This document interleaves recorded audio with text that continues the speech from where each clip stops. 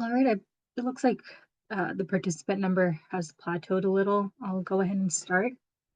Um, First off, hello and welcome to the webinar to discuss submissions regarding non-controlled medications. My name is Alicia Rago, and I work as a project manager at CRISP, and am overseeing this project at CRISP alongside my colleague Maya Gottlieb, who is also on this call. Christy Frick, Director of Prescription Monitoring Solutions at Leap Orbit, is also on the call and can help answer any questions related to ArcsGov or Leap Orbit, which is our vendor for submissions. If there are any questions during the session, please ask them in the Q&A box and we will address them at the end of this presentation, or Maya will answer the questions as I'm going through the presentation. We also have Anna Gribble from Maryland Healthcare Commission on the call, and she would like to say a few things before we continue. Anna?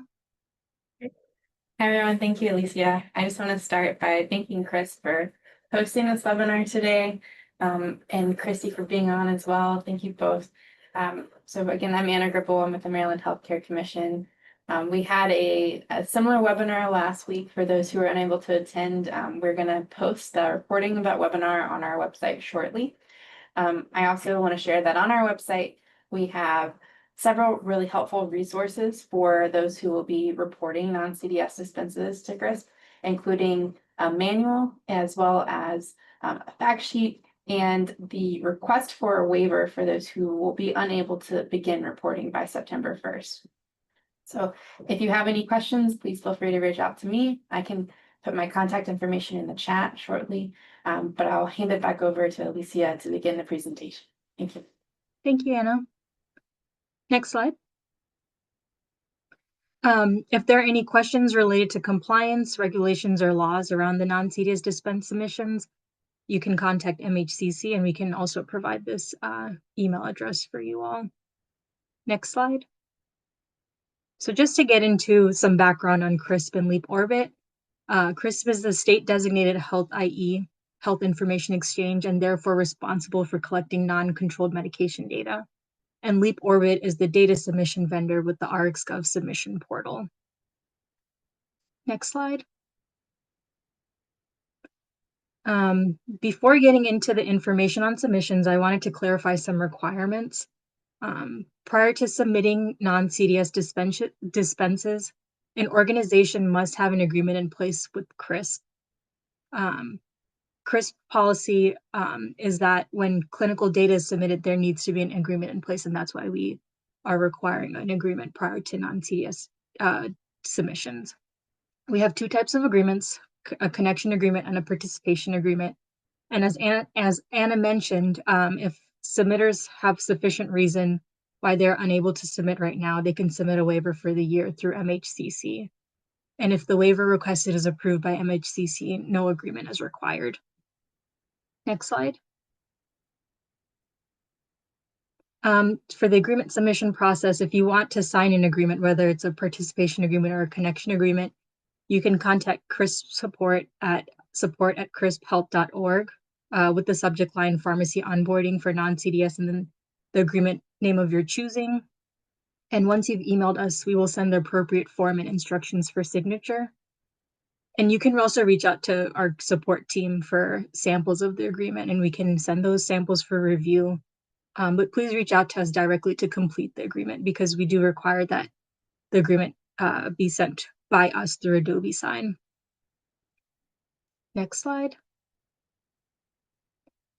Now we will be discussing a few key changes for submitting non-CDS dispenses versus CDS dispenses. The two key changes to note are that for non-CDS dispenses, either a DEA or an NPI is required to identify the dispenser and prescribers, whereas for CDS dispenses, only a DEA is required. And these two fields, the 4 fields, those are the fields that you would fill out for a DEA or NPI for a dispenser or prescriber. Species code is also a required field for non-CDS dispenses, and if the species code indicates a veterinary patient, which is indicated by 02, there are no further validation rules. For more information on required fields or requirements on submitting, you can refer to the submission manual, which can be found on the MHCC website. Next slide. For submitters, dispensers that are currently submitting PDMP data can simply start including non-controlled data as well, as of July 23rd, which is when the portal opened. New non-controlled dispensers will be required to register with RxGov and begin submitting data. I will first discuss new submitters and the registration process. Next slide. So all users will need to register with OneLeap so that they can access either or both portals. Users can go to the link provided in this presentation, and then you can click register at the bottom. For new users, you can also click in the section where it says register for an account here. You can click that to start the registration process. And then for current users, you just need to reset your password to continue. So you can either click reset password at the bottom of that page or click reset password where it's highlighted in blue. Next slide. Once you click the before mentioned two options, you will see the screen on the left, which shows the email address, send verification code, and you will enter your email address, which will be used as your username. And then you will click send verification code, and you will receive a verification code to the email address you provided. The screenshot on the bottom right shows what the screen will change to, will show the email with the verification code. Once you receive that verification code, you will then enter it where it says verify code, and then, verification code, and then you'll hit verify code. After verifying the code, you'll enter your password and confirm the password, and also enter your first and last name, and then click create. And that'll create your login for the One Portal, which will take you to the page where you can either log into your PDMP, go to the PDMP portal or the non-CDS portal. Next slide. So for new submitters, after clicking create, you will be redirected to the login page where you will then enter your email address and password and click login. This will take you to the home page, which is on the top right, where you can select from two tiles and you will choose the appropriate tile. For new submitters, that will mostly be for new submitters who are only submitting non-CDS dispenses, that will be the tile to the right with the Maryland State outline, and then you'll click on that, and after clicking on that tile, you will see a page that says this message: no registered RxGov user found with provided email address. Please click continue to be taken to the RxGov user registration page. And the reason you're seeing this page is because you have registered for OneLeap, but not RxGov. If there are any questions around this, please put them in the chat, and Maya and Christy will answer them. Next slide. After clicking continue, you will then be directed to this form where your email address, first name, and last name will auto-populate with what was provided when registering for OneLeap. You'll need to enter your full address, mobile phone number, and then you'll select account type submitter because you'll be submitting the data, and then enter your submitter name and click register. Next slide. Upon completion, a message will show indicating that your account is in pending status and is waiting to be activated. The account should be activated within 2 to 3 business days. After your account is activated, you will receive an email about submission, which I will go over now. Next slide. For those of you who already submit CDS data, existing methods of submission will remain the same. The dispenser portal will separate controlled from non-controlled data based on NDC number. Reporters will not need to submit separate files. So this means that, if you're already reporting PDMP dispenses and you are going to start submitting non-CDS dispenses, you can just submit all of that in one file. And once we receive that, they will be split appropriately into the PDMP portal or the non-CDS portal based on NDC number. So there's nothing that needs to be done on your part if you're submitting both for both PDMP and non-CDS. you can submit it in one file. Next slide. So submitting via SFTP requires a submitter account to be created in RxGov, which is the process we went over for registration. The account must be approved in RxGov, and you will receive an email from RxGov informing you that your account is active. So the steps for this is, you create your submitter account, the account is approved, and then you will receive an email from RxGov informing you that your account is active. And then after your account is active, you will then receive an encrypted email from Bleep Orbit containing the SFTP host name, the port, username, and password. And once you receive that SFTP email, you can start submitting dispense data via SFTP. Next slide. And this is an example of what the encrypted email from Bleep Orbit with the SFTP information will look like. It'll show that the message is encrypted, and then it'll provide the host name, the port, and then your username and password. Next slide. Users can also manually report, and this means that you can go into the portal and enter dispenses by selecting manual entry / universal claim entry form in the appropriate portal. And there's a menu on the left side, which I have a screenshot of, and I will show that. Each field that is required in that manual entry form is notated by red asterisks, and multiple dispensers, patients, and/or dispenses can also be included in the form. Next slide. And this is a screenshot of what the manual reporting looks like in the portal. They're identical in both non-CDS and the PDMP portal. So on the left side, you'll see there's the manual entry form option in the menu, and then there pharmacy information, patient information, and then there's some more information that is required. And like I said, each field that is required is indicated by a red asterisk, and if those fields that have a red asterisk next to them are blank, then the file cannot be submitted. It won't be accepted with those fields missing. And then over in the middle where you can see patient, you can create multiple patients. Submit dispenses for multiple patients or submit them for different prescribers as well. Next slide. So for submitting files, users can submit files manually by selecting Submit Data.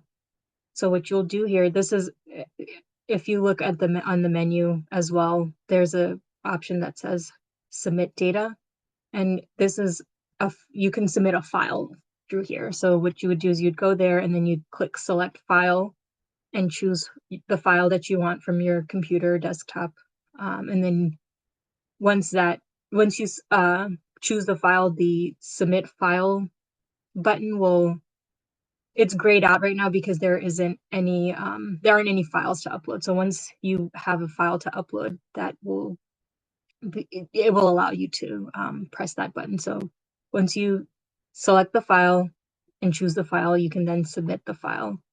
And if you're interested in this method, please refer to the ASAP implementation guide or contact us for more information. Because all dispense information must be submitted at minimum in the ASAP 4.2b standard. But we're also accepting ASAP 5.0.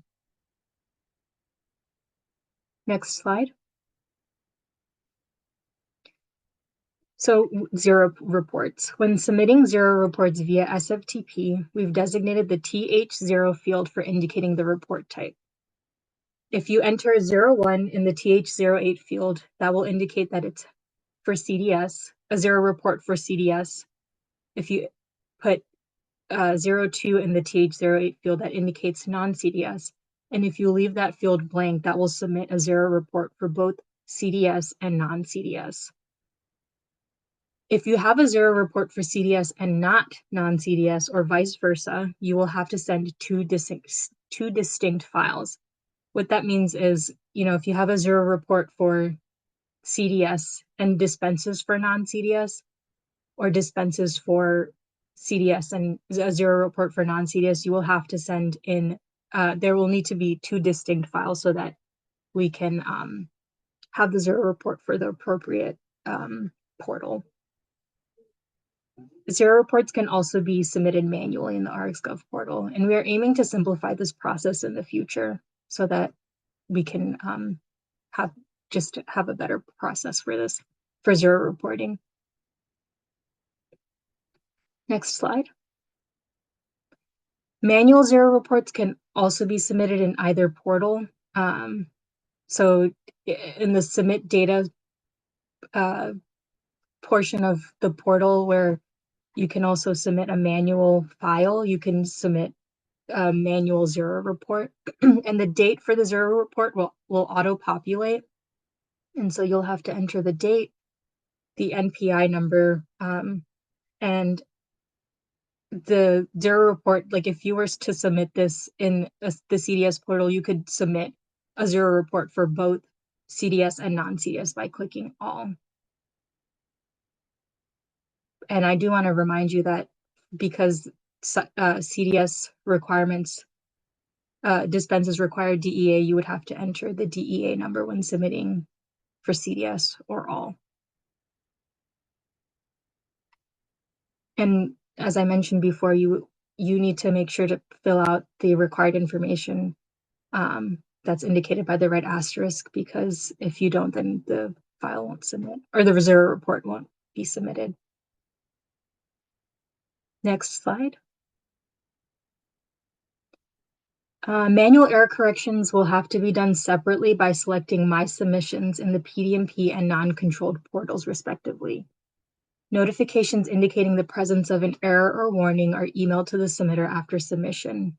Email reminders will be sent regularly until the issue is addressed. Errors and warnings may be corrected by the submitter or by the submitter's uploader vendor within the RxGov My Submission page or within a newly submitted file. Errors and warning corrections for CDS and non-CDS dispenses may be submitted by SFTP using the same process as the original data submission.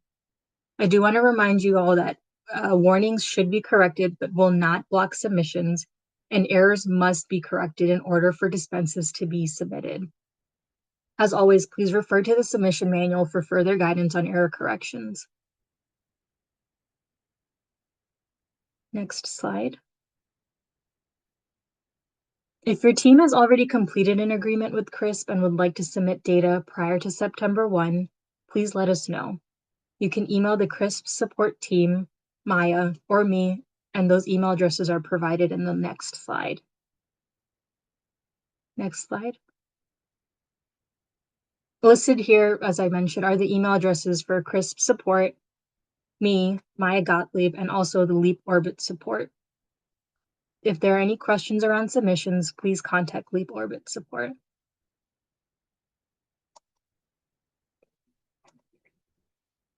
Next slide. I don't know if there are any questions that I could answer.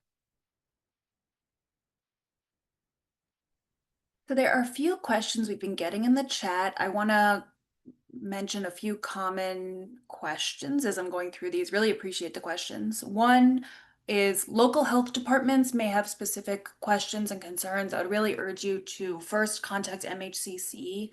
I've put that email address in several of the question answers. And I know Anna's on the call for some of the specific questions, but in general, those are the folks to ask. Ditto waiver questions. One other thing I wanted to address, Anna, feel free to jump in on that and then I'll get back to it. And I can just address some of that. Thank you to those local health departments who have already submitted a waiver. We are coordinating with the Maryland Department of Health to release a waiver for all local health departments from reporting non-CDS dispense information for the first year. I believe health officers may have received that notification today. If not, they will shortly. And I will follow up with those local health departments who submitted a waiver just to let them know that waiver response has been released from the Maryland Department of Health from us. Thank you. Another common question is, we're already submitting PDMP. Do we need to sign an agreement? And the answer is yes, because this is a different type of data. It's governed differently. It's considered clinical data, unlike PDMP data, which is separate. So you will need to submit an agreement. And if you're ready to go ahead and submit an agreement, please email us at support@crisphealth.org, which is shown on the screen. And I just saw this question come through. Once you have the CRISP agreement, we can continue to submit both controlled and non-controlled through SFTP to ArcSGov, and that is correct. Yes. If you have an existing SFTP connection, no changes are required. You will need to, if you want to get set up through the website, you'll need to get registered with OneLeap, which is the new single sign-on website, but that wouldn't affect your SFTP access. They're set up differently. I'm trying to think if there's some other questions. And I don't know if you want to address the waiver process a bit more. There are a couple questions about that. I can, yes. So pharmacies and prescribers who hold a dispensing permit from their respective licensing board can request a time-limited waiver from MHCC. So the waiver request form is on our website. I realized I put it in the chat, but I didn't allow it to be available to all participants. So I don't know, Kevin, if you could help me with that. I'm sorry. But we'll share the website and the contact information for MHCC shortly. But yes, the form is on our website, and there are specific conditions that dispensers must attest to meeting when completing that form, including economic hardship, technology limitations that are not reasonably within the dispenser's control, dispensing less than 100 non-controlled prescription drugs annually, and other circumstances determined by the commission to be extenuating. So I will say that a waiver request may be submitted on behalf of multiple pharmacies or dispensing prescribers. And those respondents who do plan to submit a request on behalf of multiple dispensers are required to submit a supplemental form in addition to the online form. I believe that answered most of the questions I've seen so far about the waiver. Thank you, Kevin.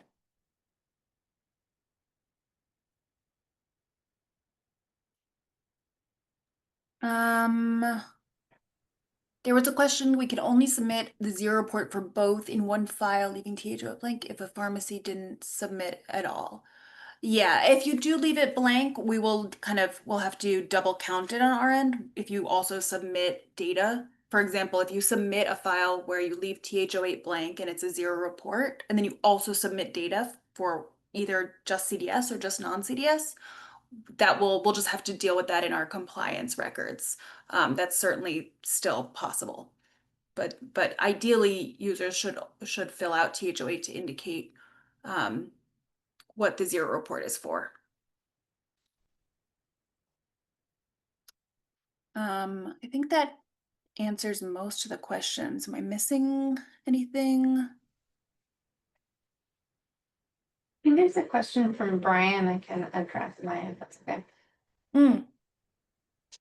So is there a waiver for VA facilities in other states that ship prescriptions into Maryland via the USPS? So I'm gonna take that as two questions. So the first one is, do dispensers who ship prescriptions into the state to submit non-CDS dispense information? And the answer is yes. Those pharmacies that are mail order pharmacies, often called, that mail prescriptions into the state, they should be licensed by the Maryland Board of Pharmacy. They would need to report dispense information to CRISP. Now, for VA facilities specifically, I've been in communication with a few folks from the Veterans Health Administration and believe that there is a requirement on the federal side to not report information to a health information exchange or dispense information other than for a prescription drug monitoring program. So I believe that the VA facilities do not need to report non-CDS dispenses. Feel free to submit a waiver as we continue to discuss this policy issue, but they will not need to report non-CDS dispenses.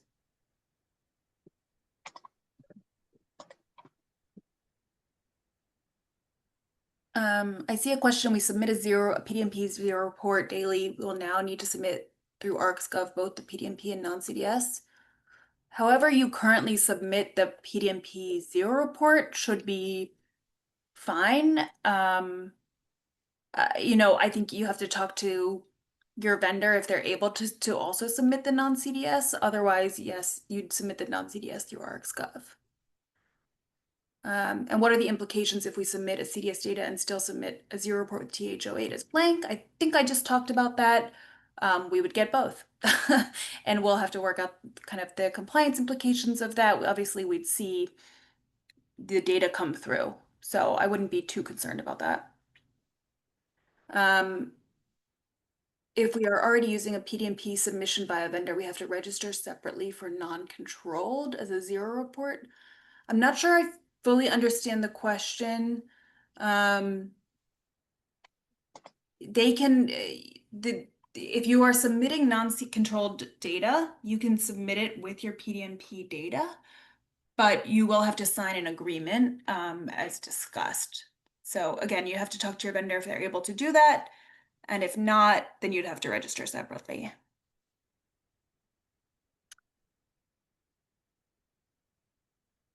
Okay, I think that covers the questions. I know we have a fair amount of time left, so happy to answer any other questions as well. And the emails are on the screen. You can always email us. I'll also add if you are kind of ready to submit now or shortly, feel free to contact us and we can work with you to make sure that the submissions go through and kind of work with you as a pilot organization. We're happy to do so.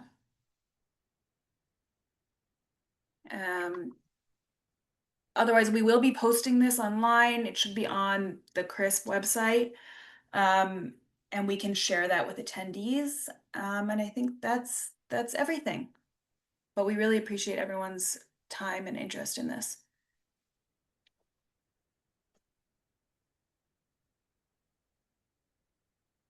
So I think that's it. Thank you.